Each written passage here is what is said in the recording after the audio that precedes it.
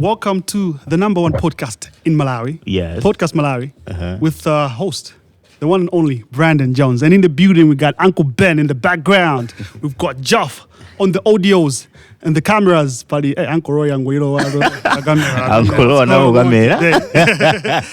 our Pastor Ngozo and Gugu, the coordinator, is in the building. Instigator is in the building. Yeah. Uncle Henmac. Cardinal Henry. How are you doing? you have a lot of names. Some respect for Cardinal. Sorry. I'm sorry.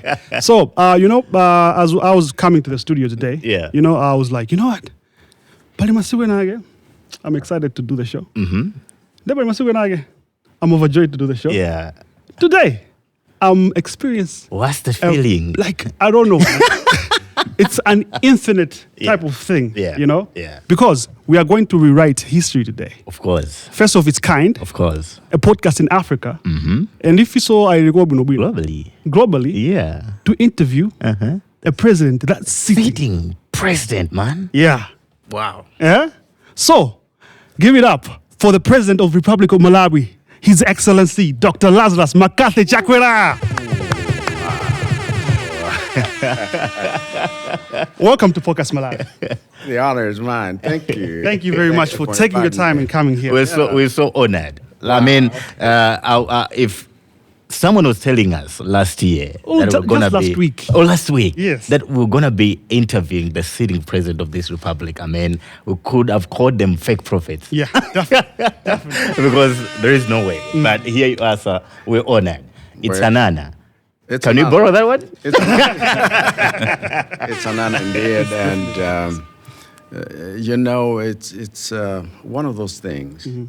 Sometimes you don't know what happens the next day, but then when it does, you are grateful. Oh yeah, that it has. Yeah, exactly. This is one of such. Exactly. Yeah. Thank you. I think you take one day as it goes. Yeah. Yeah. Yeah. All right. So, Mr. President, let's get into it. Get to the show. All right. It's a conversation. No Q&As here. Okay. Q&A.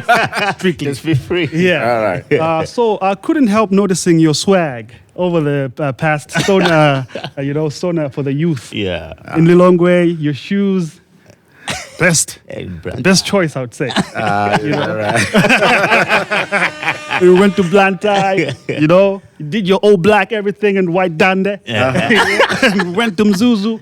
Wow. Representing. Yeah. Was that a fashion statement or it's just you being you, Well, I'm amazed that you can pick up stuff like that. Of course. Because all I want to do is fit in with whoever it is that I'm dealing with.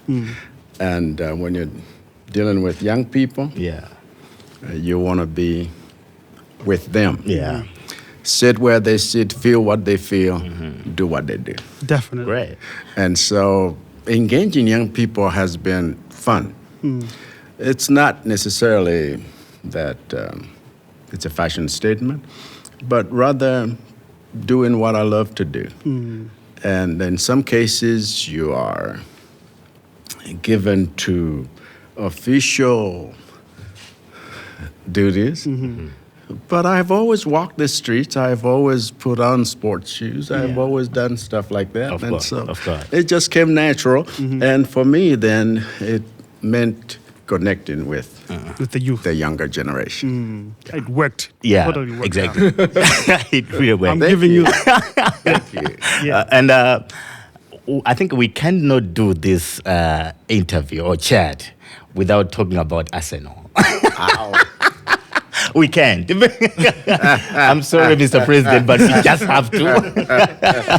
Because it's been a roller coaster for the Gunners. I mean, you've borrowed it twice in the previous season, in the other season.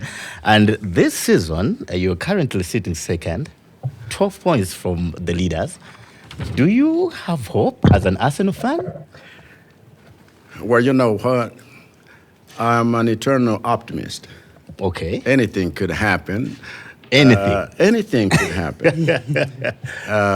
There was a year we were so way up there. Yeah. And during the month of April, we lost it. Okay, yeah. And so you don't want to be rigid in these matters, but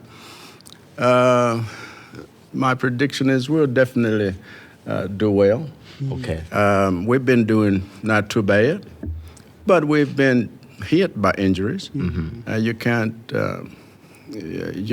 undo what has been done. Yeah, of course. But with additional, striking force, which you don't have right now.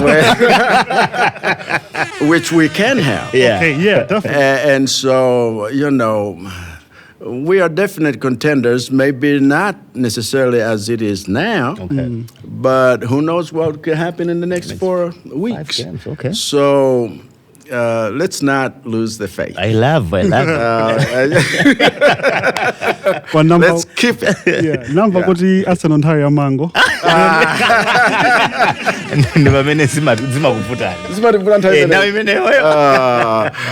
We need to make sure that necessary changes are done. Yeah, of course. And so we are hoping that those in charge will actually act on some of the things that even commentators have talked about. Yeah. And so relying on one person and then you see what happens, it becomes difficult. Yeah, Yeah, true. Mr. President, ineo zampirande sana mezimandiveta.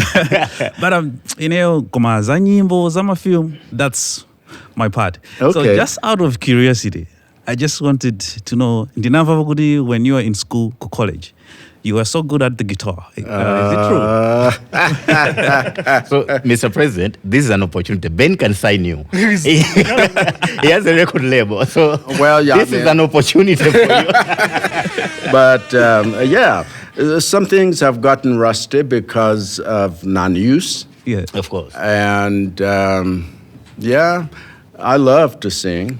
We used, in fact, when I was in college, we had a quintet. Okay. Oh, wow. I was the only man with 4 ladies, and it was a great group.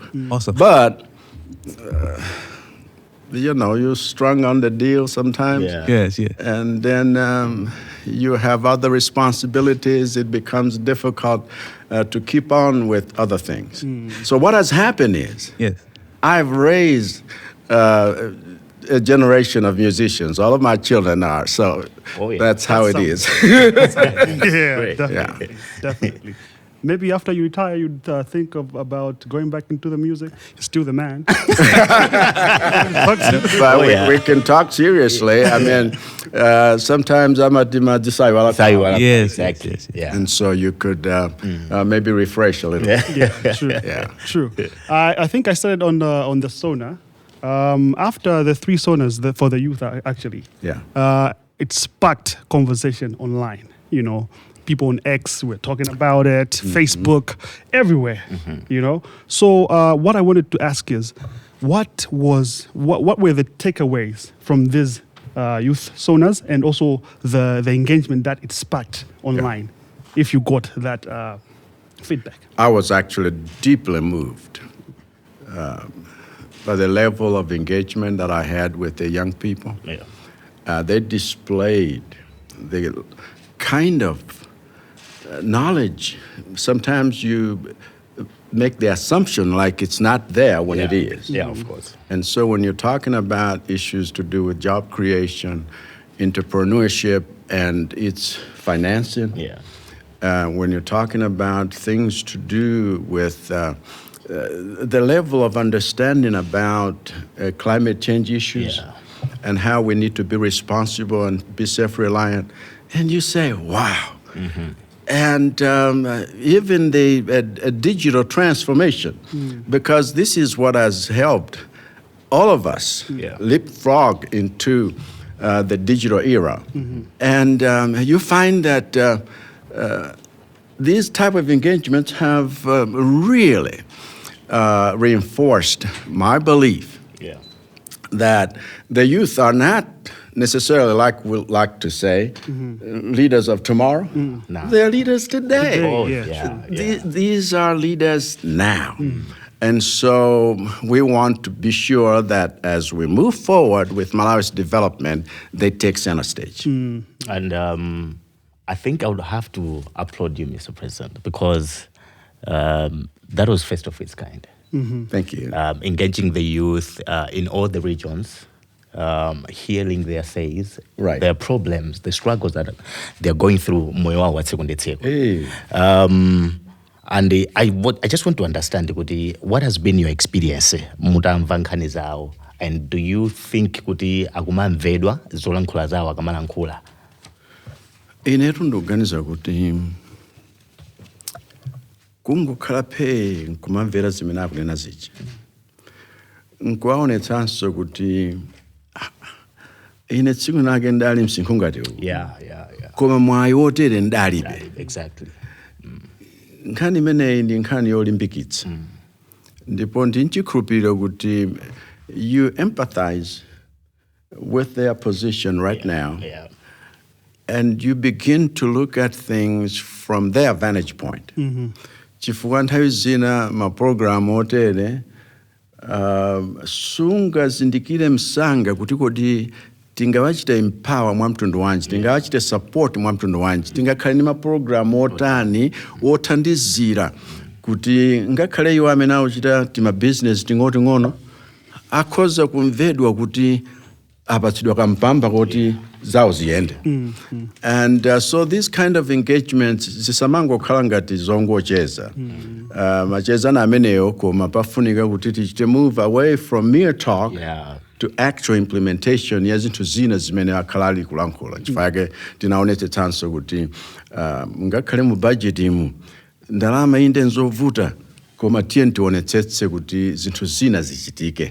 Zinthu za ICT, sports and so forth. Let's make sure that we are listening and listening good to the voices that represent the majority, Malawians. Yeah, true. And it is the youth. Yeah, Of course. And I think we would be happy to see something happening after hearing from the youth. Yeah. That would be something, I think, that would be a legacy. Because, I mean, for a long time, sir, such has been the music. But we're looking forward to seeing those things coming into reality. And hope we are nyamataija isafika kuti ataikidirato. Well, ndithokoza chifukwa you recognize kuti zotere sizinachitikira. Oh, yeah. Koma tichite move away from kungota zachitika to the actual steps taken to implement some of these bright ideas. Oh, yeah. Ngakhale sizingachitike zonse nthawi imodzi. Yeah. But you can still make sure kuti ichi chichite lead ku ichi, chichite lead ku ichi, chichite lead ku ichi. That way anyamata ayamba kutsimikiza kuti koma sizongokamba kufuna kuti zinthu zitekedi. That is my desire. Great. Yeah. That's awesome. I like how you put it, Kuti. The future is now. You know? Yeah. So the I naso goreda malagiri. Yeah. And one of the naked truths out there is that your background is in the church. Not only as a mayor member, but also as an influential figure in the church. Blage Christo Juwambi mpaka nokhala president wa Malawi Assemblies of God. Now, maybe from the outside, we may take it lightly. Kuti munamage leader wa church. But from you as a person, how has this leadership in the church and also presidency yaku Malawi Assemblies of God has it played any part in your leadership today as a president of the state?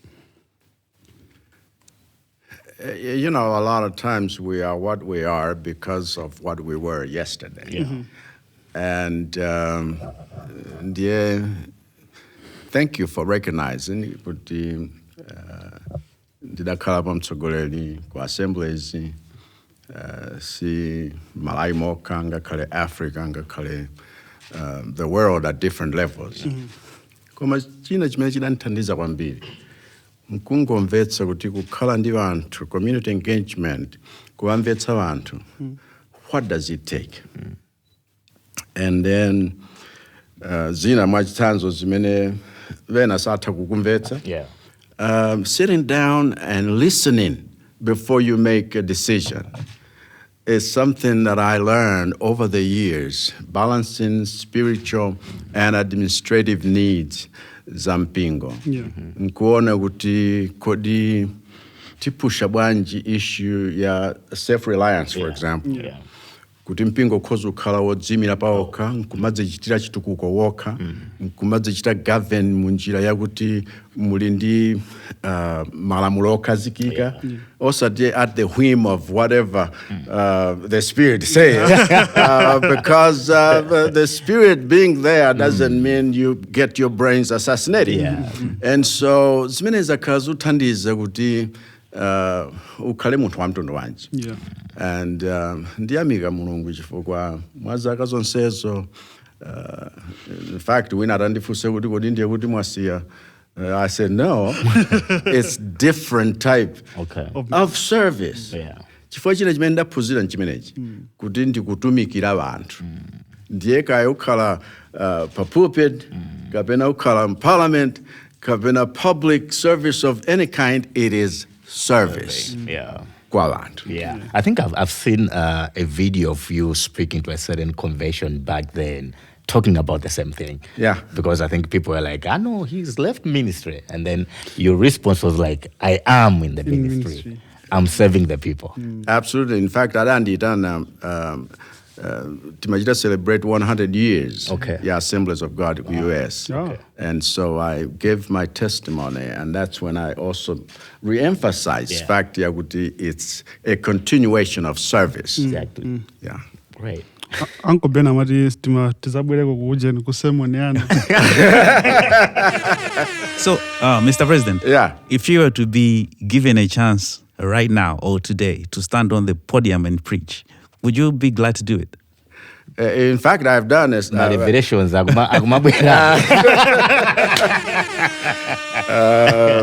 You pray through.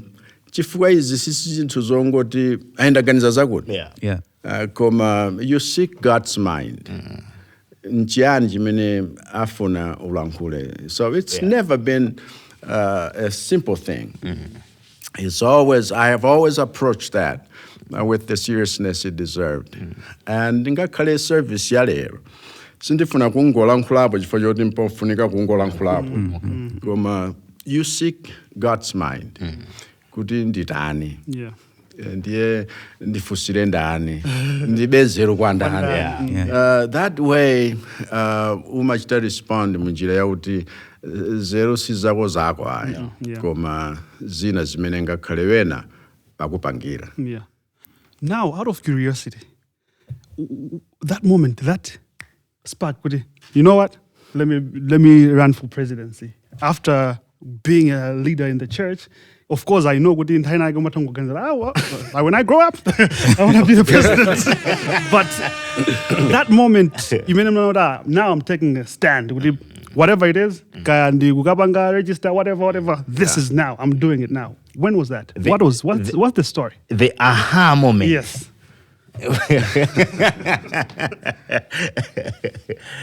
Sometimes we're a series of small ahas. That confirms to each other. Before the aha comes in. And so, sometimes you look back and that's when you begin to say, oh, okay. It was that moment. Because there were times when you would have people come and talk to you, and then you used to just brush it off. Over the years. And then sometimes you would hear voices. And you say, well, is it God or is it me? Just me. So I remember one particular incident, and I put it in my diary at that time. Was it in the 2000s or maybe in the 90s? No, in the 2000s. I remember, hearing God says, you need to pastor this nation. So I put it down. The minute that I'm CAN radio, television, Nkumala Nkula, we had quality time with Dr. Laya. In those days, because that's what I thought it meant. That was your way of taking it, that you have to pastor the nation. Absolutely. And so my deeper involvement with media was enhanced because of that. Okay. And then, and then I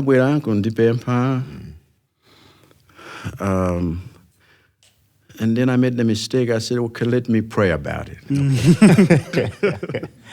What is the request?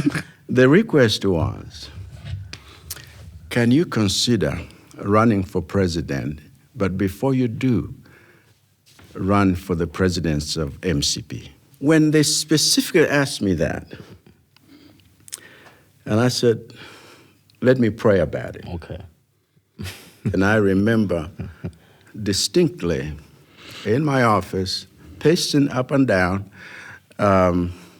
talking to God like some of us pray. Yeah. You know. The Pentecostal way of doing it. And so I got tired. So I wanted to go to the restroom. It's a story that I have shared someplace. But even before I got to the restroom, Yeah. I heard a voice. Okay. And I stopped, went back to my office, turned into the Bible that was on my desk, Yeah. to the scripture that I'd heard. Because one of the things I was struggling with, you want me to continue? Yeah, of course. Of course. And Martin Luther at one time said, one man with God is a majority. Yeah. So one of the things I struggled with was in politics, it's the majority voices, Yes.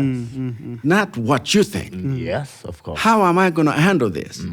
I have always prayed, give me a word, let me speak it regardless of what people think. So when I was hitting that door to my restroom, the voice said, didn't I listen to people's voices? Okay. Didn't I say that I have heard your cries? Didn't I say that I have come down to deliver? And I knew exactly where that was coming from. That's why I went right back in my office, Yeah. open Exodus chapter 3. Yeah. Then I says, okay, let's do it. So this is That was it. this is That's the the familiar aha- voice. That was the aha moment. Okay. So this is a familiar voice that you've been hearing speaking Yeah, all the years of you being a minister. absolutely. Maybe that's why you didn't thought about it being just your imagination. No, Okay. no. Yeah, in fact, and then when I turned to the scriptures, I read and reread and reread that, then I said, okay. And I didn't know how it's going to be received, so I first went to my family. I went to my church leadership. I was a chair of the Evangelical Association at that time. I had chaired for 10 years, and so I went through to each one of the groups that I needed to talk to. Yeah. Some people thought I had, You're crazy. Oh yeah. Yeah. you know, A lot. I would admit a lot of Christians thought so. and others said, "Okay, let's process this. Let's pray through this." And others encouraged. Yeah. And hey, antwakoza ukuvonya ugehena usana figego goma beba sinimene makarira. So that's a long response to a very short question, but I'm happy to share that with you. We love the stories. We do. Exactly. We love stories. We need to do like a kind of documentary. Yes. Yeah. In fact, I went all the way to the U.S. to tell the leadership there. Yeah. At that time, I was serving as secretary of the World Assemblies of God Fellowship. Okay. And but everyone said, yeah. Yeah. And so I was encouraged at levels that I never thought I would get that encouragement. Yeah. And they have stood with me. They still pray with me. Great. Even now. great. Amen to that.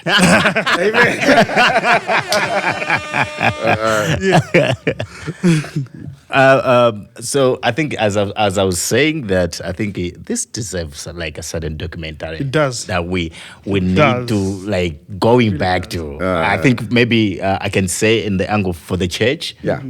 I think they need, because this is someone from them. I mean, they need something that they can be like watching and being inspired. We know there are some in there, they want to follow your way, but they're kind of afraid. But I think that would be like an encouragement. And also, Henry is a deacon at his church. Do as you may with that information. It just means you can serve at different levels. Yeah, of course. And it's service, that's what matters. Yeah. Okay. Now, Hey. kuti at least aliye sambe now. Chabwe. Katangale ndi chinthu chimodzi chimene anthu akukhudzidwa nacho kwambiri Malawi muno. And many feel kuti it has worsened over the years.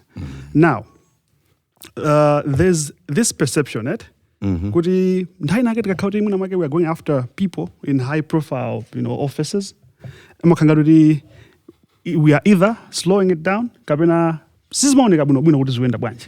Because as a person outside, ndikamva kuti let's say ahanere akwaganizira lapanga chakuti. Choyambirira chimene maganiza nchoti ayimisaka ntchito. Yeah. Koma ndikuti ahanere aja apitabe kuntchito. Magada awo chimozimozi, VX kuyendabe bwino. Nde kumakhala kuwawidwa.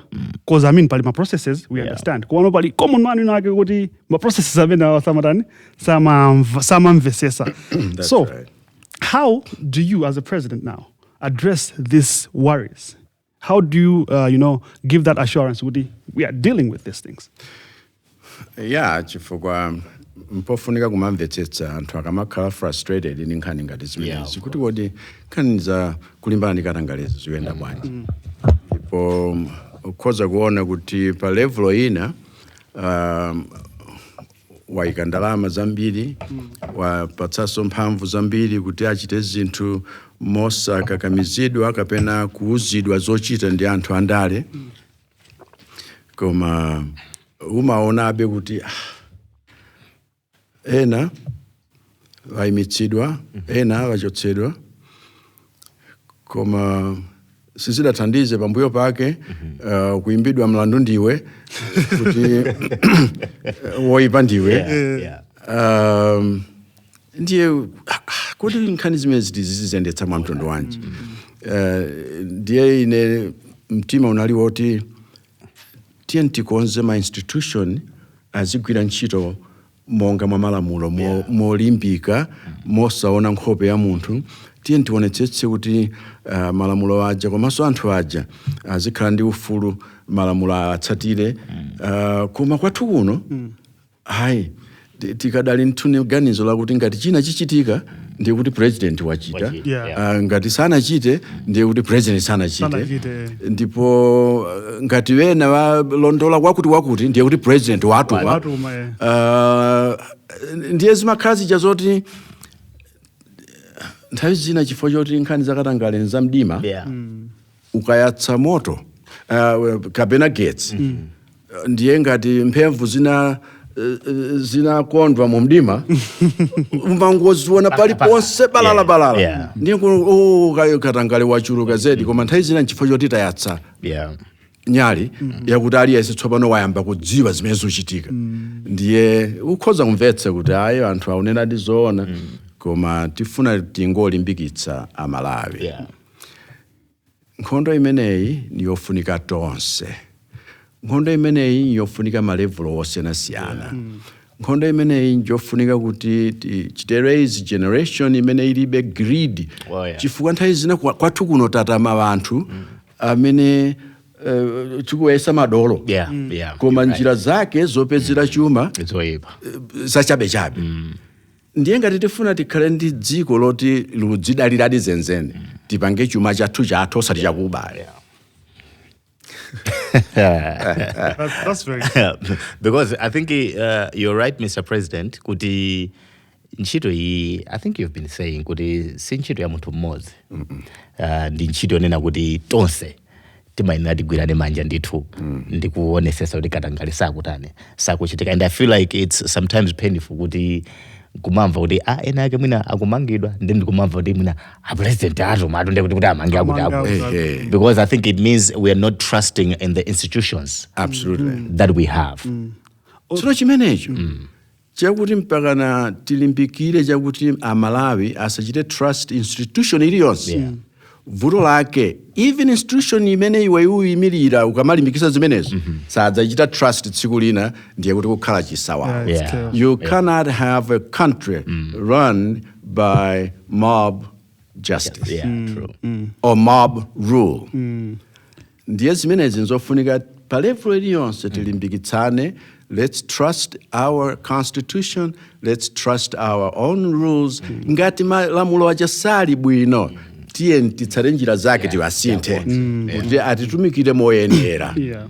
Koma izo zone kuti aliyense akhale fumu m'maso mwake zitipangitsa kuti tonse tithane palibe apulumuke. True. I think Mr. President, I would take you back to the song.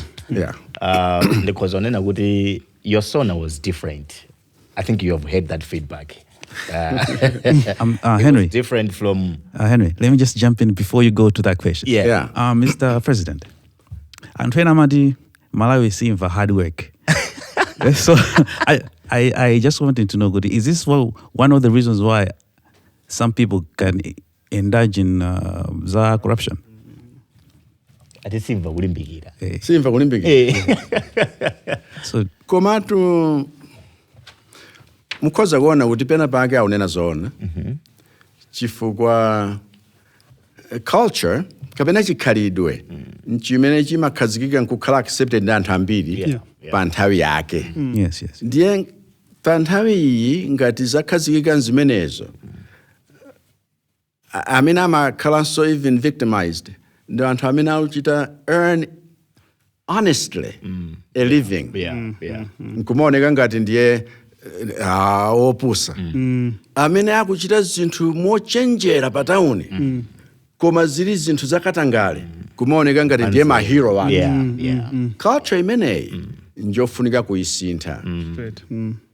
2063 singateke kuti tifuna tikhale developed self-reliant ngati sipakhala culture ya hard work, smart work, nkumachita produce zinthu zathu. Chifukwa chikakhala zinthu zoti mwangozipeza sochisawawa zimaoneka nthawi zina when people inherit wealth they never worked for. Amakhoza kuononga zimene zija tsiku limodzi. That's correct. Facts. That's true. Yeah, you're right. Those are facts. Okay, I'll go back to my questions. So I was saying, kuti, your sona was a different one, a very different one from the ones that you've been delivering previously for the past 4 years.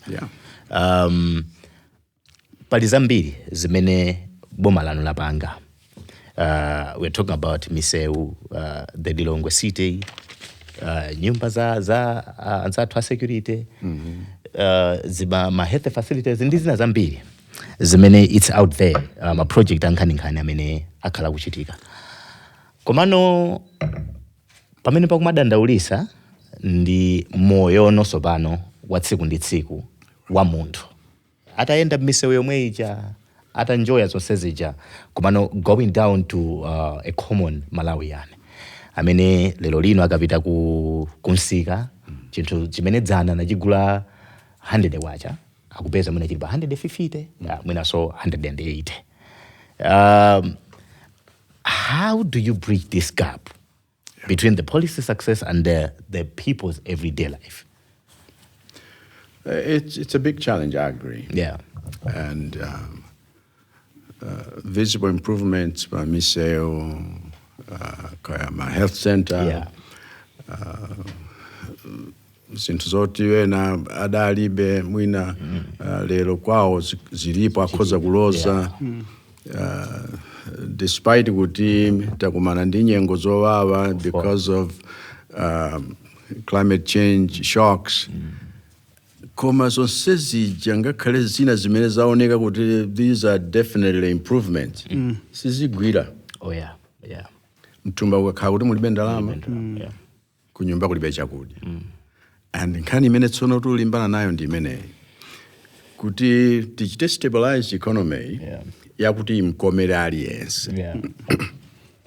Chifukwa ma intervention oti anthu muapatse chakudya, anthu muapatse mtukula pa khomo, anthu muapatse mathandizo osiyana otere titapempha anthu kuti tithandizeni tavutika ku Malawi kuno. Ma intervention amene sakwanirabe nchifukwa chake tiwonjezera kuti tiye tipezere china chakudya. Koma zimene tachita mwadala nzonena kuti tiye tilimbikitse ulimi. Ulimi ngakhale wamthirira.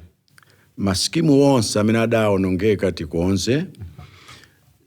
Tiye tilimbikitse achinyamata kukhala involved ngakhale mu zaulimi. Tiye tipereke financing yakuti anthu akhoza kukhala nazo zinthu living standards zawo zisinthike. Koma izi zomasintha mitengo tsiku ntsiku. Chifukwa choti nthawi zina chifukwa zinthu za chuma zimayendera speculation. Ndiye ngati simunayankhepo lero muona kuti mawa zili penaso. Koma mutangoona kuti ntalankhulapo mwachitsanzo mmene ndimakayankha mafunso nthawi ya sona iyi. Chifukwa padadzuka zina ndi zina. Nitalankhulapo zina zakuti ichi sindikufuna, ichi sindikufuna. Speculation ija inayamba kuti tsopano aliyense achite run wild.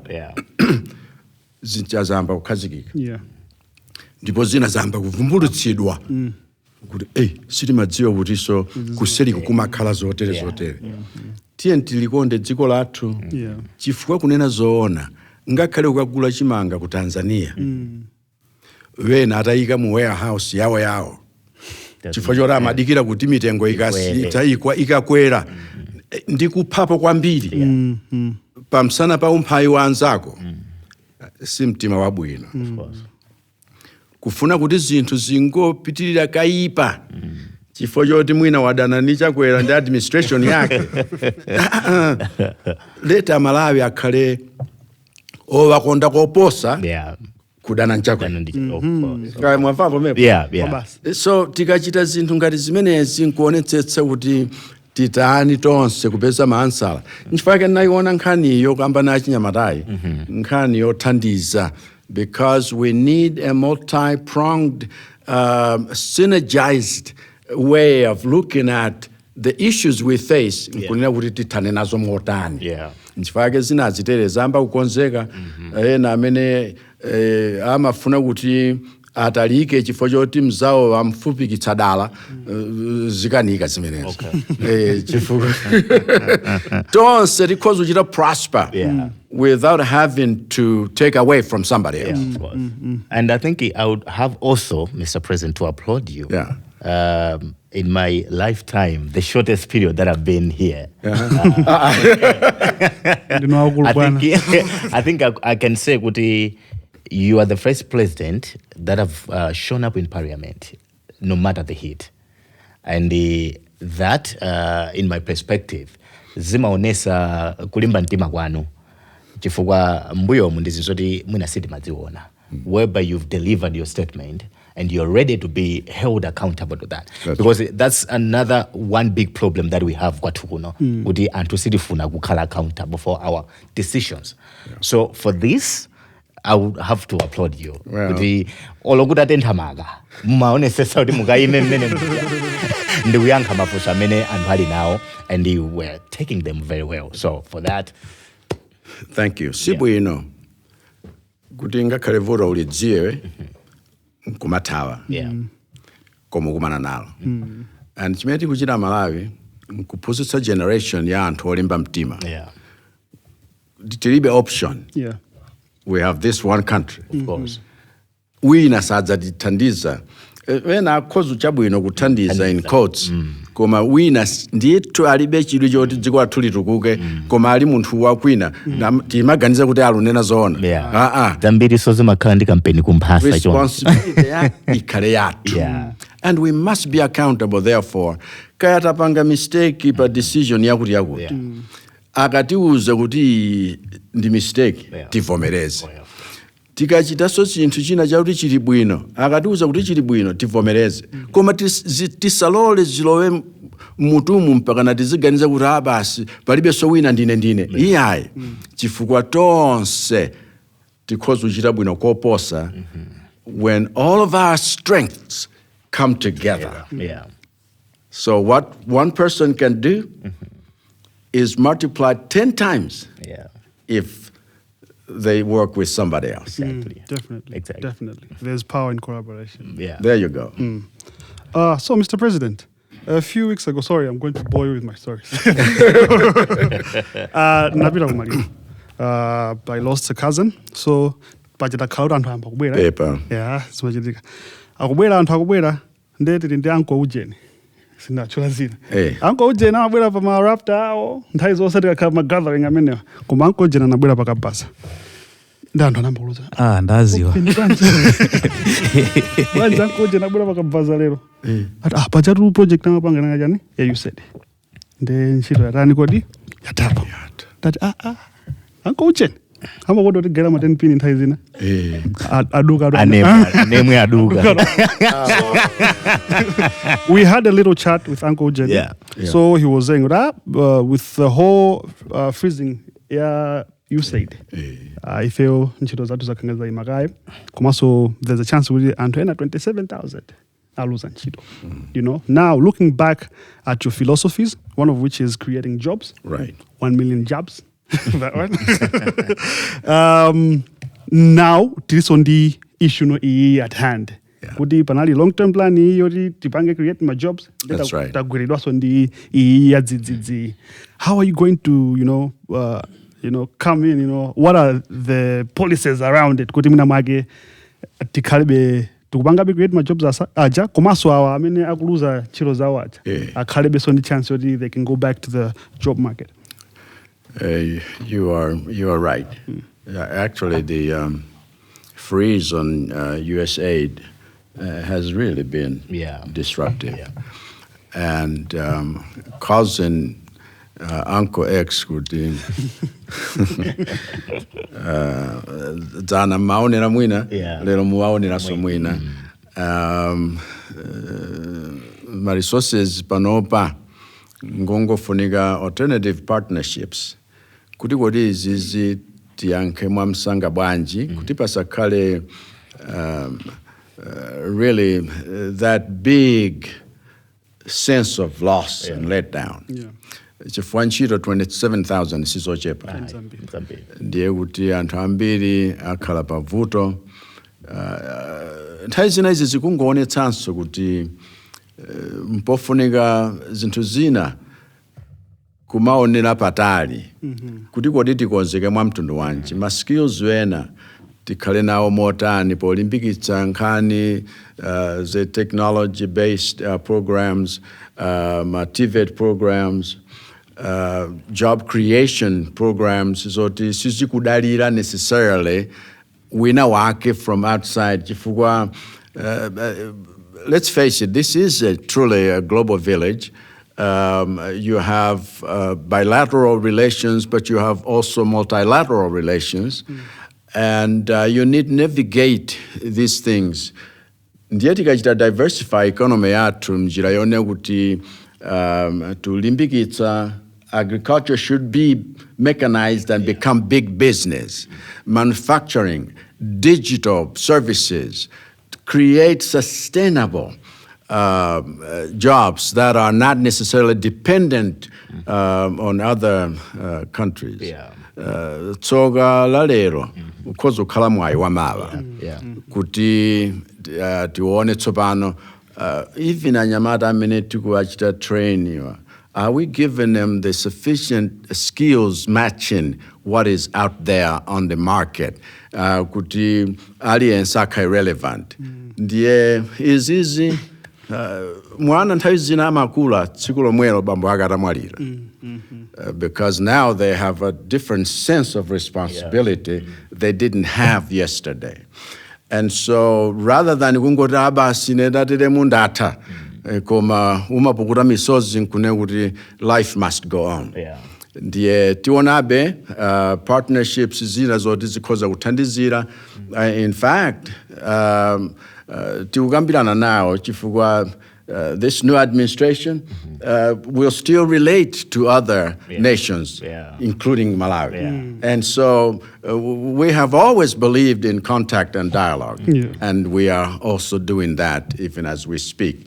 Kuti zinazi tikhoza kuona zitebwanji, ziende motani, transition yake ikhale ya mtundu wanji, kuti ngakhale kuyenda pakabaza Uncle X maembekeza kuti ngakhale pamaliro akabwera zina zipepukapo. So let's go through this painful period without necessarily succumbing to the pain and making it for us to lose hope. Let it be a stepping stone to the realization that there could be other avenues we never thought of before because everything seemed to have been provided for. True. And I respect that because another thing, Magonda job creation within and amongst the youth. If you're surrounded by Podcastmalawi, Komanso, Bwana President. Ife ndanzangawa tunakambira nazo yamba ka business ka beverage inake koma mpamba ndelili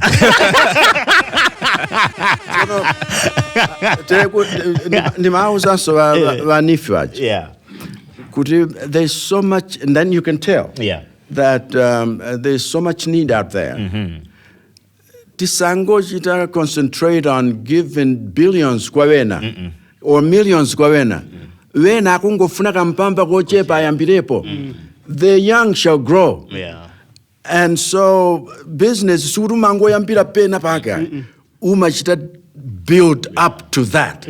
Ndiye kuti inuyo tikambirane pamba. Because I wanna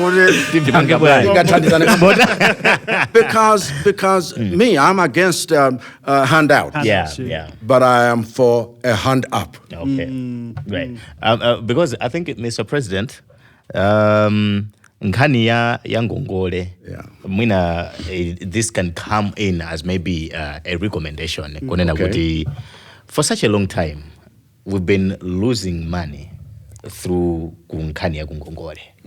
I recall Nifi, I think, writing off billions of Malawi, which I think mutikati tizifufuze bwino zimaoneka kuti tinalibe dongoso leni popereka ngongole. Because I think we have to empower my corporations.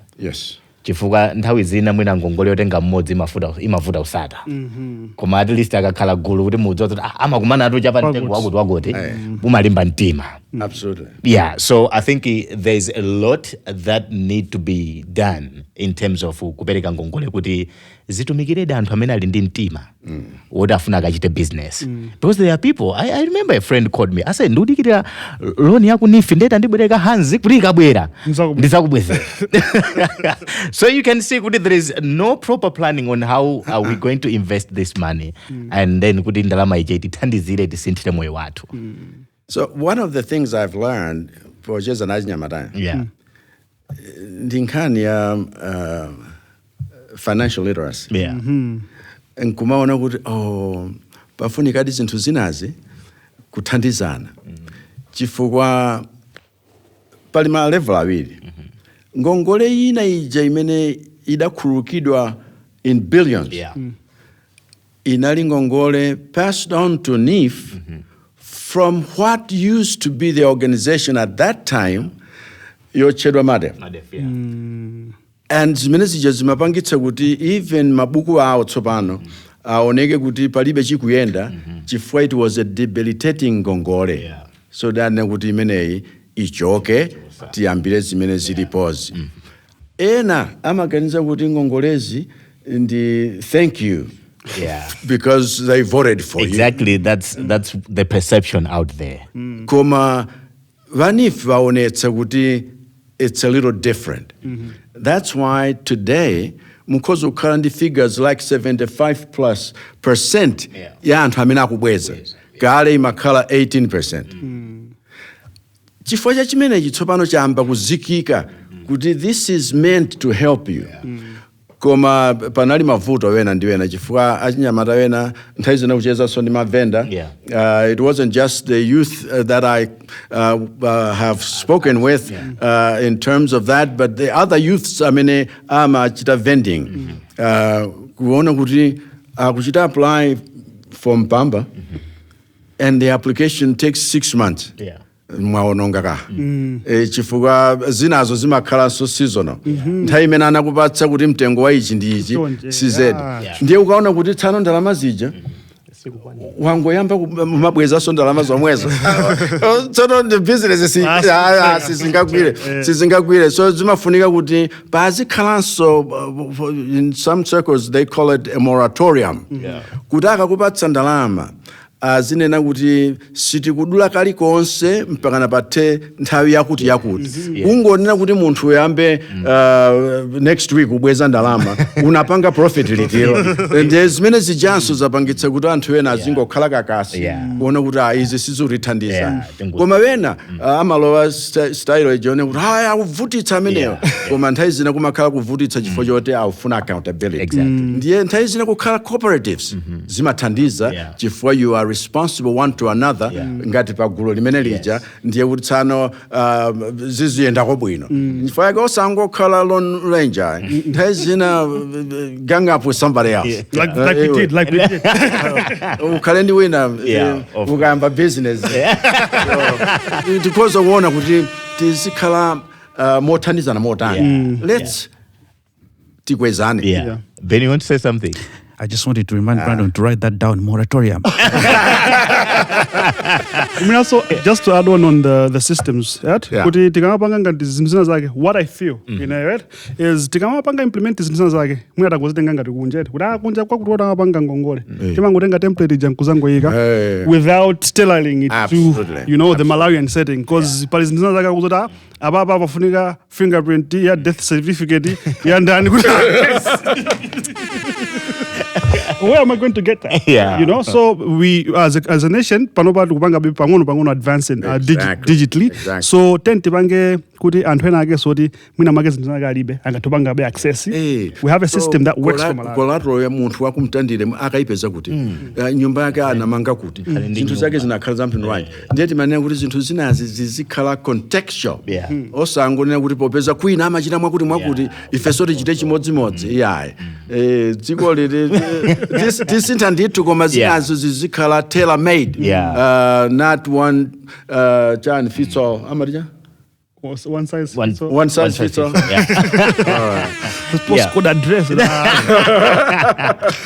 So code mulibe chifukwa the street names some streets don't even have no names. So they code tizichite monga ku Malawi zili ndiye tithandizane moving from one level to another level mo chitangati tuchita graduate koma kumango khala pa mtimodziso kumango tsutsa chilichonse cha nyowani ganizo lichonse la tsopano kumene kuti silitero sizikhala sobwera so tizibalance Okay, I think nkhani imene ikumakhala of interest to me, Mr. President.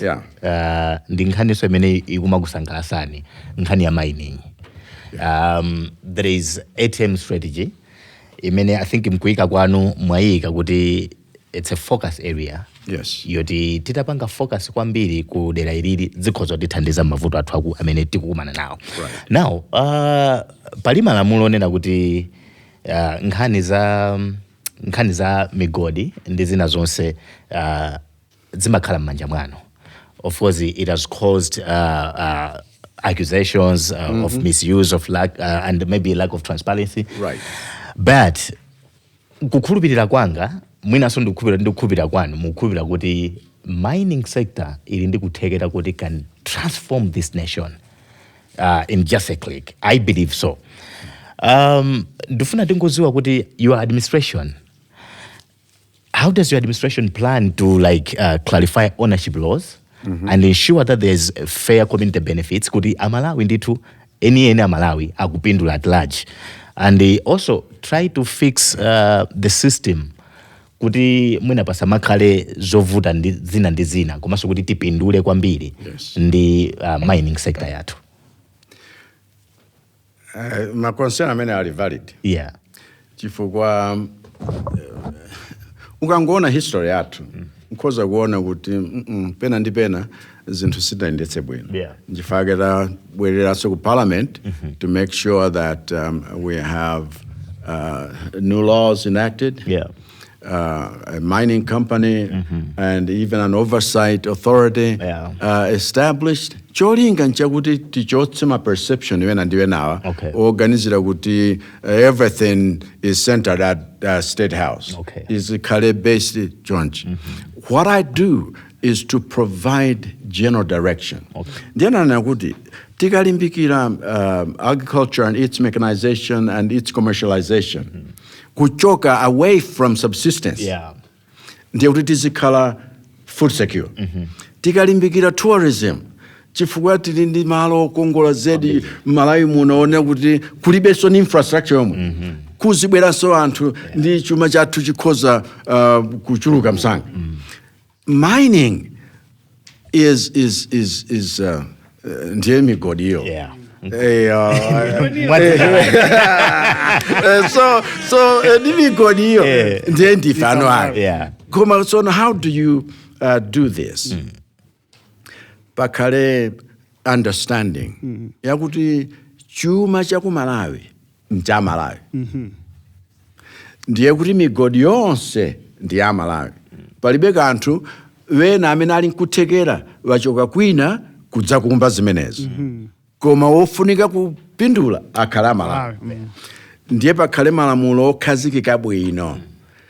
Tikhale ndi wealth ya Malawi imene ithandize kupusha or fast track realization ije kuti we are a developed country, upper middle income country, self-reliant country. Chifukwa izizi zikhoza kutheka mwamsanga. Ndiye malomo okhala ndi migodi yakuti tizitumiza miyala ija kwina. Malomoti value addition, mafactory wake akhale konkuno, creating jobs for Malawians. Zimene zimetu kumba ife. Nchifake tulimbikitsanso kuti Malawi osanguti loyalty chabe. Yeah, let's go beyond that and talk about partnership ije onena kuti chiri chonse simudango chisira private sector. Tikupindula sonafe. Koma kuti ngakhale boma lili ndi mashares oti muluthandizika nonse. Zimenezi zikachitika bwino. Ndipo chuma chimene tsopano tachipeza m'Malawi muno mwa migodi. Zinthu zoonera kuti kwina konse kulibe. Even quantity zake. Izi zikhoza kukhala monetized. Nkutipangitsa ife tsopano kuti tichite fast track our own development. Chifukwa chokhala ndi sovereign wealth yathu. Zokhalanso ndi zinthu zimene zikhoza maiko tiwenatu adapindula adatukuka mwamsanga chifukwa chonena kuti ali ndi oil pansipo. Koma sikuti oil yonse uja wampeza. Koma bapeza kuchuluka kwa chuma chake. Ndiye nkunena kuti tsopano chuma chimenechi chikhale ngati ngongole yotithandizira kuti ife titukuke mwamsanga. Tikachita zimene za Malawi tikhoza kusimba lokoma mwamsanga. Koma izizi nzoti ma exploration aja achitike. Ndiye tsopano muyambe kuchita zinthu zija munjira yakuti zukomera Malawi. Tere mtima wanga waima pamenepo. Osachita zinthu zoti zikakomere wina kwina kwake. Koma Malawi konkuno. Because I think, Mr. President, when we look into what we have, absolutely. Okay, when you're being told what you have is the largest deposit in the world. I mean, it's a feeling you can think this can transform us. Absolutely, and the rutile that we have. Ngaketi majotsantaka pamwambapa ya mkhaninkhani kuti tipeze rutile uja mwachitsanzo because they say it's 97% titanium pure. Kuti chite zimene zijazo tere kunipita kukasiya posedwa apa kumuzi wanu tikaone chitsanzo cha pamene anakumva nkukhala ndi zijawa yesayesa tsopano nkune kuti tizilankhula modziwika bwino kuti mchuma nchotere abwezeranso nthaka wabyalaponso chimanga zikutheka ndiye kuti tsopano tikhoza kuyamba in earnest zinthu zakuti kumene kuja kukhale factory kukhale zinthu zoti zikhazikike tichite zimenezi mwamsanga tereku ndi makampani osoposedwa pomwepa kuganiza kuti tsopano now we are getting ready to get started chifukwa chilichonse chayenda kolingana ndi schedule monga mmene tinakonzera so hayi panopa tsano sinthawiso yofuna uchita lose hope koma nthawi yonena kuti tsopano Malawi's transformation is at the door. Uncle Ben, kama ndikakuseri kwa nyumba kajado mubanzike ineyo ndindika megama nikakang'ono. Anyway, Mr. President, I'm enjoying the chat. Koma be spajamatika kanthali kama khala kanjiru. Ndipo ino. Koma no mafuna kuti tisadachoke pano. Na ino ndimona ngati pena pake hayi. Mafuna mundoone kuti ino matsata di za nyamata ino. Assistant. Mwateroso. Mandikaki. Di seweleka game pang'ono. Chabwino. Pang'ono pokha. All right. So game yambirira, I want you to decode I think 2 slangs. Amene amagwisa ntchito achinyamata. Mukangolephera inde. Yeah, so the first one is kupusha ngini. What's your understand? What does it mean? Kupusha ngini. Kupusha ngini koma ndi expression yavo. Pakati pa achinyamata, it just means kuti let's push the limits. Let's do the best. Let's make sure we hustle in a way that takes us someplace.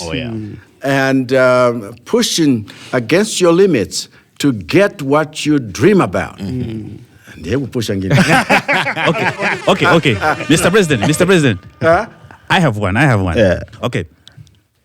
Ngarino ndi muli odi mwaenda kumalo ka ndi malo osiyana. Akamati uyo ndi ghetto youth.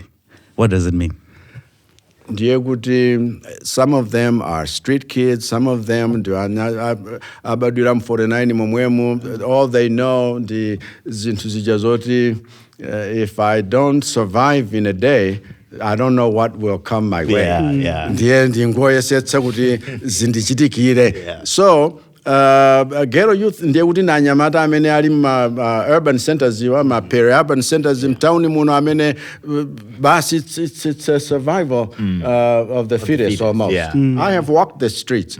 I have raised kids on the streets in my own house. Chifukwa choti ndimadziwa kuti ghetto youth. Mr. President, in your index centennial ino swagero ino ndakumpanda. Ifakumpanda. Swagero ayi. Lelo kaya. Zimavuta. Chifukwa kungoti uyende ndiye kuti wasewa andipweteka. Koma I have walked these streets. I have been a kid that has taizino kugona pachire. Taizino kugona mkalasi. Nditamaliza MSE. Nakagona pa community center apo nitachoka ku school. Oh my goodness. Mkalasi. Nsana vile kumwe. I'm a survivor and I'm a fighter. Sinifuna kukavutitsa munthu wina. I will just do what I know is survive. Yeah, to survive. And so some of the things that I know, ndikamacheza nana pamseo, ndimadziwa kuti ndimene sondadutsa ine. Wow. Okay. That's deep. So we've got tirindi anthu achinyamata amene they're so influential. I mean they resonate well ndi achinyamata. Ine ndifuna my game is just kuti ndingodziwa kuti kudani pamukwadziwa adi kuti mumakhala ndi nthawi ina yake kuti ka president ayata tapumani koma mmene mukupumamo mukhale mukufira izizi. This one is going to be a hard game, I presume. So I want you I'll mention a name. So I want you to tell me kuti ndi ndani awawa komanso kuti akutani why are they making waves? Okay. Right. So there is this young man, Zeze Kingston. Hey. Yes. Does it sound familiar? Wama piano. Okay. Kusanga.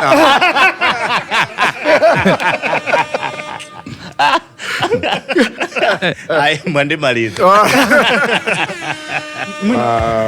Nanga uji. Ben wina dinda. Wina dinda.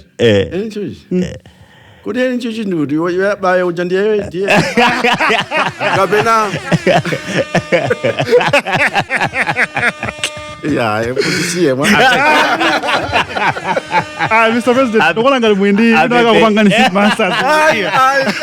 okay. Masanka zopeka, guys. William Kankwamba. Yeah, that boy that harnessed the wind. That was a tough. It shows you. Kuti anyamata alindi kutekera because what he did kwawimbe kuja ni zinthu zone kuti akungotenga zidutswa za zinthu apa achite ichi mpaka na tere adakachukiraso kwina koma it shows you kuti Malawi kunoku alini kutekera vana yawa kuapatsa zida zake zoyenelera akhoza kutukula dziko lino like yesterday. And I think we need as a nation to empower innovation. Absolutely. Because each and every day we are seeing in the media, Achinyamato, they are creative and they are coming up with these into and kumawina so international award. Anyamata kumasiwa. Mudzo kuti izi zama drones center yochita manufacturers management kuno kumala. So anthu ambiri tikungogana ngati kuti kunoku zikuteka. Tukupusha ngini. That's right. But now I think that's really right. Komaso guys, suti zingobanga mawindmill okay. Let's be creative. And innovative. Singama ngobanga chimtu chimozi. Yeah. So ine ndikuona ngati kuti ndithokoze Your Excellency for having time coming down to our studios. Ndikomweka ka studio ka mene mwakaonera I didn't even know the this is it and how time has run so fast. It's incredible. Keep it up. Thank you very much. And we really appreciate giving us this moment. And the recognition itself. Yes. Guys, the biggest podcast in the land. Come on. You know, I didn't even know what we expect, but I have thoroughly enjoyed this moment. Great. And I think you young people doing Thank you very much, Mr. President. Kuma chintu chimozi. Sana siyane bana. I have you a little gift from myself and the whole team. I hope you like it. Wow. Yeah. So. Oh, I see. You wanted yours when it came in here. Wow. Wow, look at this. Fantastic. So that's our little gift from us. Thank you. Wow. Brandon, also go there. Yeah. Okay. Lower it a little bit. Okay. All right.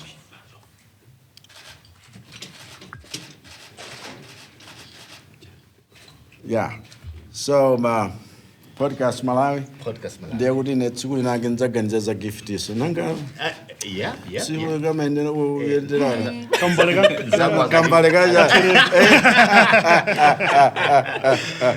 All right. But thank you so much. Apart from that, he's on the gift via Kawadi in Mbumba studio. It's a huge privilege. This is wonderful. For you to spare your time and be with us, it's a huge privilege. Thank you. Fantastic. It was an honor, a great honor. Oh, I loved it. I thoroughly loved it. Yeah.